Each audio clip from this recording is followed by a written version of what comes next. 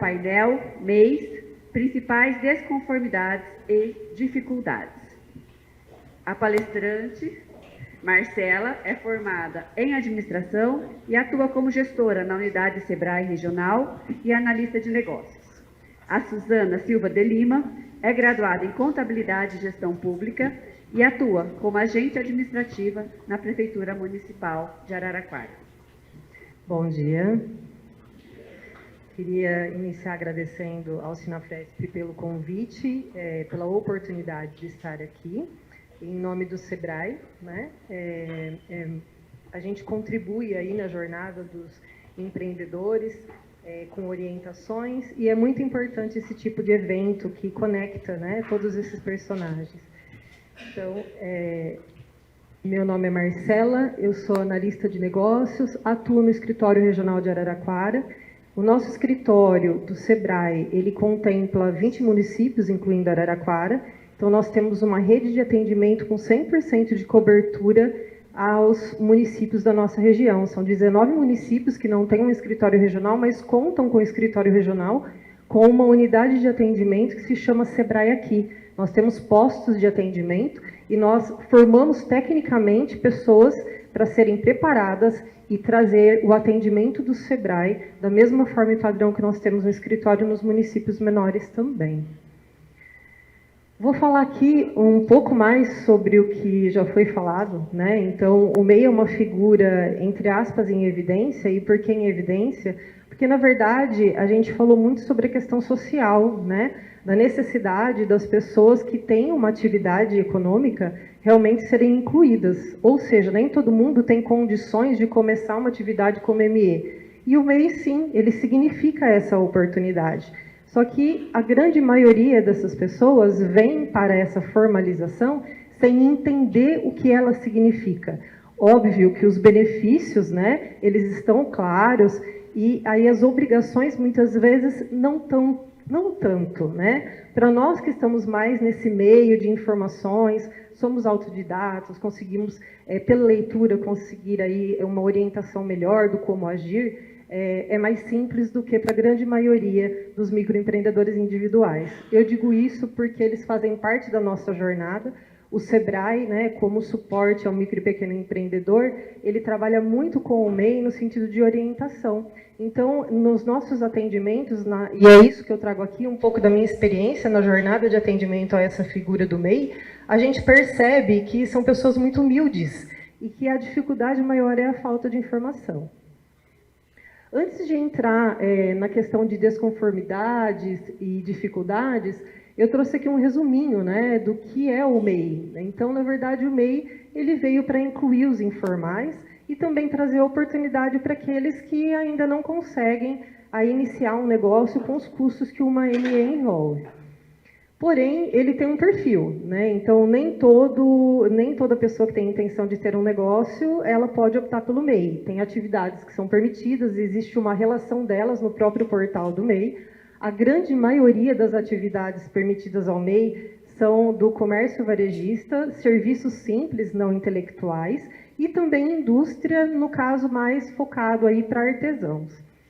Receita bruta também é limitada, já foi falado isso anteriormente, mas eles confundem muito essa informação.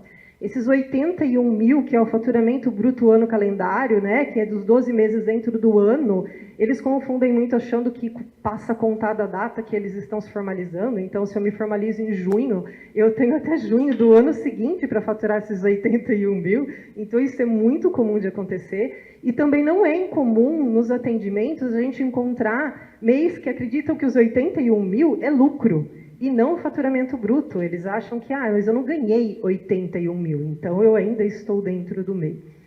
E a média mensal, na verdade, ela é um parâmetro, né? Porque realmente o faturamento bruto ele é ano calendário. A média mensal ela é de 6.750 e, na verdade, esse 6.750 é mais para ele ir se organizando para não estourar lá no final. Porém, é óbvio que se um MEI abriu, faturou 20 mil, isso acontece, sabe quando, gente? Tem muito pedreiro e pintor que faz isso, né? Vai lá, abre o MEI, emite uma nota de 50 mil reais e vai lá fechar. E aí, em proporção, ele não poderia ter faturado 50 mil, porque ele não tem esse tempo de atividade. E aí ele acaba tendo problemas. O MEI caminhoneiro, ele foi uma inclusão, né? Então o MEI caminhoneiro, no início, lá quando o MEI foi criado, ele tinha um valor também baixo, de 81 mil para poder faturar. A gente diz baixo porque a gente percebia que os caminhoneiros, eles têm uma despesa alta para poder rodar, né? Então, faturar 81 mil para eles era fora de realidade. E também foi uma forma de inclusão esse aumento aí de possibilidade de faturamento com uma média maior. O MEI, geralmente, também é algo que não é difícil de acontecer, falando da jornada dele junto ao nosso SEBRAE como órgão orientador. Eles chegam e dizem que, poxa, eu sou dispensado de alvará, né? Então, tá bom, é só eu abrir meu MEI, pagar minha guia e tá tudo certo. Mas com que você vai trabalhar? Ah, eu vou trabalhar com alimentos. Tá, mas você acha justo você não ter que respeitar nada do que a Anvisa coloca e o outro empresário ser obrigado a isso? Não. Então, você também precisa estar dentro das normas. E para o seu consumidor, isso também é importante, porque você vai estar respeitando regras sanitárias de manipulação. Então, o MEI não está dispensado de atender legislação específica da sua atividade. E muitas vezes a forma de trazer a fala que o MEI é um formato simples, né, de formalização, um formato simples de recolhimento de impostos, um formato simples de atuação, traz um bloqueio de mentalidade para as obrigações e as obrigações acessórias. Cumprir obrigações assumidas na formalização, o que ele entende é o pagamento da guia. Para ele, a obrigação dele é o pagamento da guia. Então, nós temos assim, orientado muito, conscientizado muito essas pessoas. Quem chega para fazer um MEI, geralmente eles chegam e dizem assim, eu vim para abrir o MEI. Você sabe o que é o MEI? Ah, eu faço X atividade, mas você sabe o que você precisa fazer depois que você abrir o MEI? Eles não têm nada de informação. E aí, claro, né, que bom que nós temos esse papel, né? Que bom que nós estamos disponíveis para ajudar, para orientar, e como é gratificante. Gente, eu sou muito honrada em representar o SEBRAE aqui. Eu estou numa trajetória com o SEBRAE já de muitos anos. Graças a Deus tive essa oportunidade e eu vejo nessa instituição não só o dever de estar ali e cumprir a sua obrigação como funcionário, mas as pessoas que estão ali se doam para ajudar o próximo. Então, assim, eu sou muito grata por fazer parte. E aí, no caso, então, quem seria ele? Ele tem seus benefícios, claro, ele é uma oportunidade para quem não cabe como ME, ele tem formalização gratuita, ele tem dispensa de escrituração contábil e fiscal, mas ele não está dispensado de ter um controle, que foi o que o nosso amigo Devanir trouxe aqui, né, anteriormente. Ele tem um relatório que ele deve preencher. Me perguntem quantos MEIs sabem desse relatório. A grande maioria que chega ali depois que já se formalizou sozinho pelo portal, já está há 1 ano, né, com o MEI, às vezes vem ali por questão da declaração, que é o que geralmente traz eles ali para a gente, porque o processo de formalização é simples, eles fazem sozinhos. A guia também não é difícil de emitir, mas na hora de fazer a declaração eles assustam. Então, eles chegam lá praticamente depois de 1 ano de atividade. E aí que eles vão ser orientados, poxa, e seu relatório? Como que você controlou sua movimentação? Como que a gente vai fazer a sua declaração se você não sabe nem o quanto você vendeu? E a dispensa de emissão de nota fiscal para pessoa física em mercadorias entregues em mãos confunde muito esse MEI também. Ele acaba achando que ele não precisa pedir nota de entrada, que é tudo que o nosso colega já trouxe, eu não vou repetir, né? O recolhimento previdenciário também fica muito confuso. Então, eles falam, poxa, mas eu vou recolher para a Previdência, como que funciona, né? Quais são os benefícios que eu tenho? Então, na verdade, o MEI precisa ficar atento que a forma de recolhimento dele não contempla aposentadoria por tempo. E tem muito MEI que fica anos pagando como MEI sem complementação e depois não consegue se aposentar por tempo, vai ter que esperar a aposentadoria por idade. Muitas vezes o próprio valor, o MEI paga sobre o valor de um salário mínimo, né, para a aposentadoria. Às vezes a pessoa até se prejudica em média, né, por questão de não fazer cálculo, não fazer projeção. Então também é importante essa consciência referente à parte previdenciária. E que se eles estivessem informal, eles não teriam acesso, né? Então, na verdade, por mais que a gente esteja falando aqui de muitas regras que eles têm que cumprir, a gente precisa frisar o quanto o MEI é inclusão, né? Porque, embora ele traga obrigações, ele traz também benefícios de cidadania, porque esses caras que não se formalizam, eles não conseguem crescer. O destino é ter medo do fisco. Alguém falou aqui no início, né?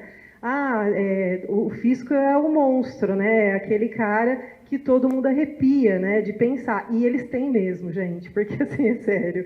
A gente lida com pessoas que falou de fiscal, eles arrepiam. E, na verdade, por que esse medo? Na verdade, se você está fazendo tudo certo, não tem por que temer. Mas a situação é que existe um bloqueio mental, porque são pessoas muito humildes e não sabem buscar informação. Então, eles ficam na ignorância e ficam no medo do que eles não sabem. E é essa confusão que rola aí nesse meio. O portal é de acesso gratuito, todos os serviços para o MEI estão ali disponíveis e nós prestamos todos esses serviços que estão disponíveis no portal para o MEI. Mas mais do que prestar esses serviços, nós orientamos do como fazer, porque eles precisam criar independência. Eles precisam criar mentalidade de empreendedor, de empresários que são responsáveis pelas suas obrigações e em cumprir aí as obrigações como tal. Quando a gente fala na guia, né, o valor fixo mensal aqui do MEI, ele tem ali um percentual de 5% do salário mínimo, de atualmente 1.412, que vai ser destinado para a Previdência e vai trazer os benefícios previdenciários e que representa o maior valor na guia do MEI, né? O ICMS é de R$1, é valor fixo, e o ISS é de R$5. Então, na verdade, se ele tiver atividade mista, que inclui ICMS e ISS, ele vai pagar aí R$ 76,60 de forma fixa por mês. O que causa confusão para eles aqui também? Não é incomum o MEI que abre, fica 2, 3 meses esperando o ponto que está para reformar, né? E ainda não iniciou as atividades, e ele acaba esperando começar a vender para começar a recolher guias, porque ele acredita que ele só precisa pagar a guia se ele estiver movimentando valores, se ele estiver vendendo. E, na verdade, o valor ele é fixo a partir do momento que ele se formalizou, ele já começa a ser gerado, né? Então, isso a gente ouve muito, mas eu não estava vendendo. E aí cria-se uma dívida, né, que vem vindo aí e vai acrescentando juros. E, na realidade, ele também fica sem cobertura previdenciária, porque o INSS dele está ali dentro da guia. Então, se ele não recolhe, se ele não paga, na hora que ele for acionar a Previdência, ele está sem a cobertura previdenciária. E o MEI caminhoneiro recolhe ali os 12% de mínimo ali do salário mínimo, perdão. Falando um pouquinho de desconformidades, o que a gente vê muito é desconhecimento das obrigações.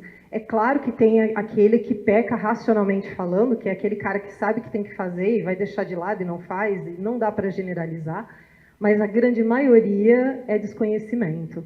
Falta de pagamentos por não estar movimentando vendas, então os valores acabam, né, muitas vezes indo para a dívida ativa. O que vem ocorrendo muito é MEI que para de trabalhar como MEI e não sabe que precisa da baixa no CNPJ. E aí continua gerando dívida para ele. E ele vai se tocar disso tipo 3, 5 anos, 7 anos depois. A gente atende muitos MEIs que pararam de trabalhar, não fizeram a baixa e que acumularam dívidas. Falta de cobertura previdenciária, né, pelo fato de estar aí sem pagar o que deveria ter pago. Dificuldade de entender a diferença entre declaração anual, que é da ZENE, e a declaração de imposto de renda de pessoa física. Não é incomum, né? Eles chegam para fazer declaração anual, a gente orienta, olha, essa declaração é do seu CNPJ. A partir do momento que você criou o MEI, você responde pelo seu CPF, mas também pelo seu CNPJ. Ah, mas eu preciso me preocupar com o imposto de renda de pessoa física, né? Então, na verdade, depende das suas movimentações, mas entregar a declaração do MEI não te dispensa de ficar atento a essa outra obrigação. Ele geralmente não pede a nota, o colega já trouxe essa informação, e tem muita dificuldade em emitir nota fiscal. Eles têm muita dificuldade de emitir nota.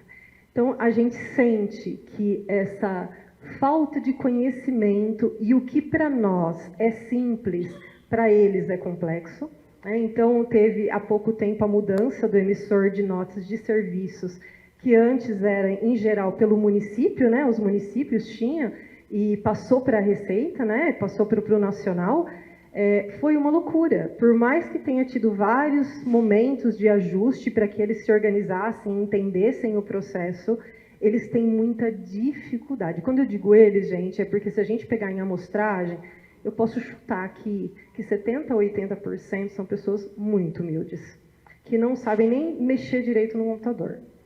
Então, a gente sente isso nos atendimentos. E a gente mostra passo a passo, nós chegamos a imprimir prints de tela, entregar impressos, sabe? E ainda assim, eles têm dificuldade.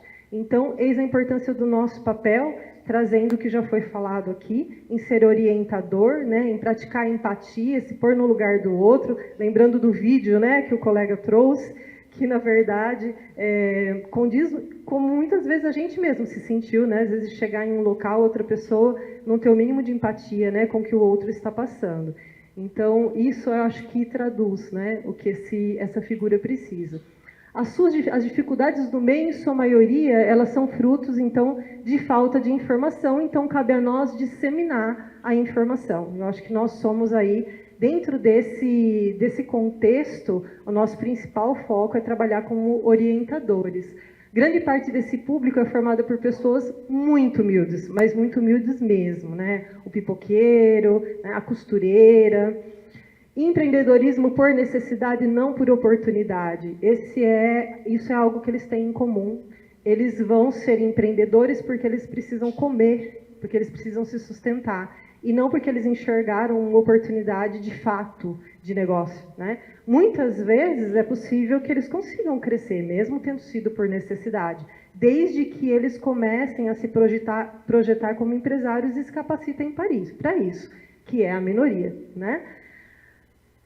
E falta de planejamento, que, na verdade, é inerente ao tópico de empreender por necessidade.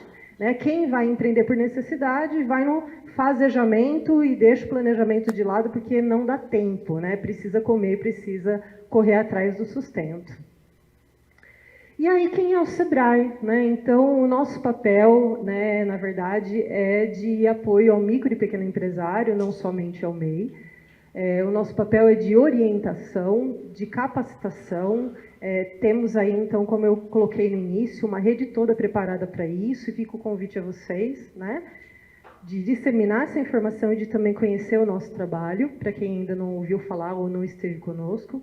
Nós prestamos todos esses serviços que estão ali listados ao MEI, trabalhamos com orientação para formalização, temos focado muito em orientar antes de formalizar. Com a própria formalização, nós fazemos a formalização para eles de forma gratuita, orientamos sobre as obrigações, emissão de guias, envio de declaração anual, orientação sobre os emissores de nota fiscal, parcelamento de débitos via CIMEI, alteração cadastral e baixa, treinamentos e cursos para gestão. Então, nós temos todos esses serviços sendo prestados gratuitamente ao MEI. E muitas vezes eu atendo pessoas que, por não saber que existem, né, essas instituições de apoio, acabam fazendo por portais que cobram pelo serviço para formalizar, que cobram pelo serviço para declarar. Então, a gente percebe que a falta de informação acaba guiando por caminhos obscuros. A gente precisa trabalhar muito nisso, né? Eu estou finalizando a minha apresentação, colocando, então, que o SEBRAE se conecta com parceiros, né, para fazer aí parte da jornada do empreendedor.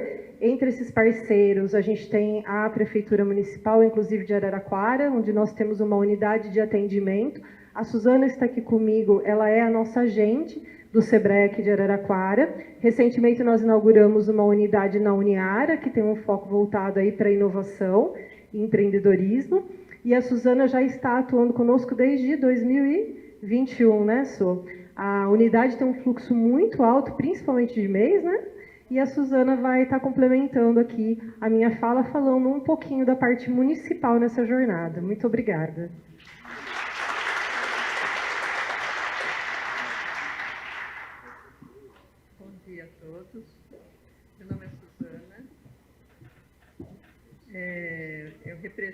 a Sala do Empreendedor, do SEBRAE aqui na Prefeitura Municipal de Araraquara.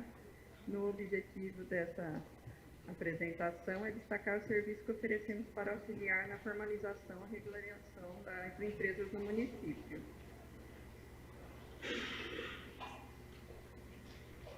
A Sala do Empreendedor é um serviço da Prefeitura que visa facilitar a abertura e regularização das empresas no município. Renovação de alvará, análise da viabilidade pelo ICAD ou pelo DRE, implantação de novas empresas no município e fiscalização das empresas em atividade no município. Cumprimento integral da liberdade e da lei econômica. Um dos principais serviços que oferecemos é a análise da viabilidade.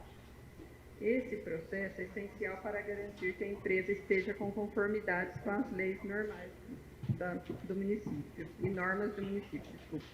Através da análise da viabilidade, verificamos a compatibilidade da atividade com o local desejado, com base nos quinais e zoneamento do plano diretor do município. A Sala do Empreendedor está comprometida com a desburocratização e a simplificação dos processos para abertura de empresas. Nesse sentido, destacamos os benefícios da Lei da Liberdade Econômica para os negócios do município. Os MEIs hoje não precisam de alvará de licença, mas não os isentas das licenças de funcionamento, bombeiro, vigilância, dependendo da atividade. Em casos de onde houver a demora da emissão do alvará da empresa, eles poderão iniciar suas atividades e, posteriormente, ocorrerá a fiscalização e a expedição, mesmo dentro das normas legais. E hoje nós temos o alvará de 180 dias. A empresa tem 180 dias para se regularizar, depois apresentar suas licenças. A Sala do Empreendedor é um município que vocês devem procurar sempre que precisarem para esclarecer dúvidas sobre a regularidade e regularização das empresas. Portanto, aqueles que ainda não conhecem o nosso setor, convido a conhecer, pois nosso objetivo é sempre manter uma boa parceria com os escritórios e assessoria contábil e jurídica das empresas que fomentam o desenvolvimento econômico na nossa cidade. Agradeço a atenção de todos e espero que essa apresentação tenha sido útil.